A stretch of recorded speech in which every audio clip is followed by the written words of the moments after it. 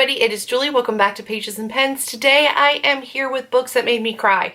Again, I have stressed this a lot. This is not something that's necessarily hard to do. I cry a lot at a lot of books. But these are the ones that stand out to me as ones that were super tear-jerky and made me uber emotional. Some of these will not be surprises to you. Some of these may be the first time that I've mentioned these in this kind of a capacity.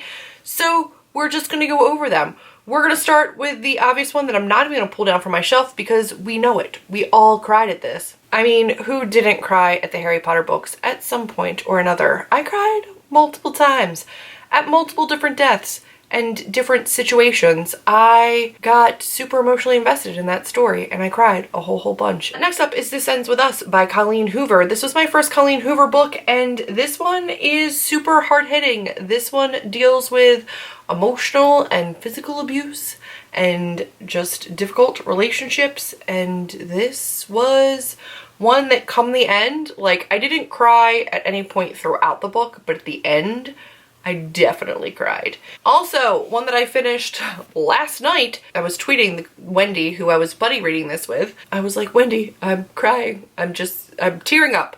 And then the next tweet was like, I'm crying. I'm full-blown crying.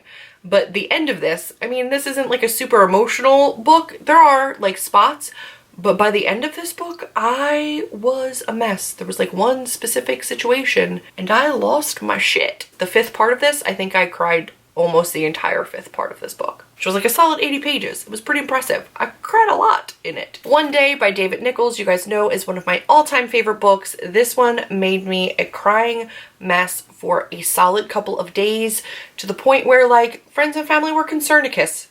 It got bad. I love this book. It's one of my all-time favorites because of that reason, and I bawled my eyes out. Oh god, it's awful. It's so heartbreaking. So that book. Then one that I think a lot of people cried about, unless you just have no heart. I know that there's some people that don't like this book and didn't cry and didn't get emotional, but I super did. So A Monster Calls by Patrick Ness destroyed me in a lot of different ways, but I think that this is one that a lot of people draw that kind of emotion from. It's got like super cool illustrations in this. It's a really quick read, but it is a very emotional, hard-hitting one, and it got me in every single one of my feels. Then we have We Were Liars by E. Lockhart. This is one that I think a lot of people feel strongly about one way or the other. I think you either end up loving this book or disliking this book. I ended up loving this book. It got me in a lot of the feels because at the heart of this, it's a story about family, and anytime family is involved, all the waterworks, guys. Then I'm going to mention one that I legitimately cried on camera for. I did a book chat about Crooked Kingdom and Six of Crows, and I cried. I physically cried in my video. It was one of my first videos here. It's not a flattering video. I legitimately tear up and then tears stream. But this got me, and not at the point where you think it would have. Like, a lot of people I think got really emotional, like one specific part of this book, but I didn't get emotional at that part. It was a little bit after that, and oh my god, I cried because I was so invested in these characters and in this story and in this world, and I realized I was saying goodbye to them and I was not ready to say goodbye, and things happened at the end of this book that just, I cried a lot.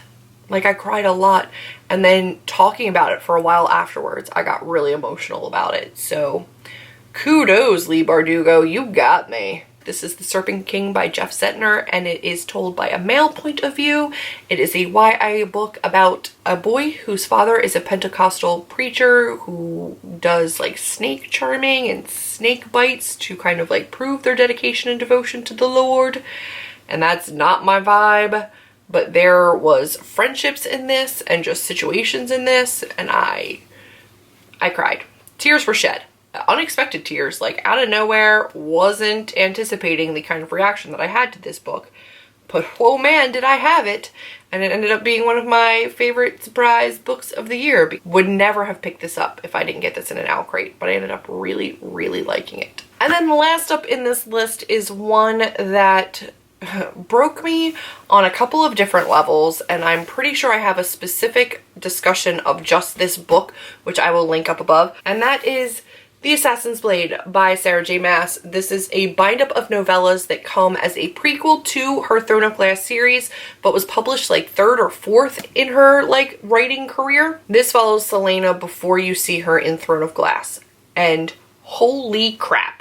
There were multiple novellas in this that had me tearing up and crying. Just the heartbreak and betrayal and loss and suffering that this girl went through. This book in particular was one of my favorites of the entire series because each novella had to be so specifically emotional and they all moved me so much. So I ended up loving this book. Not even like, oh, I'm welling up, let me look at the sky and blink a lot. Like, no. There was like tears. I cry a lot. I cry at nearly everything. I will tear up, get emotional, feel drawn to a ton of different books.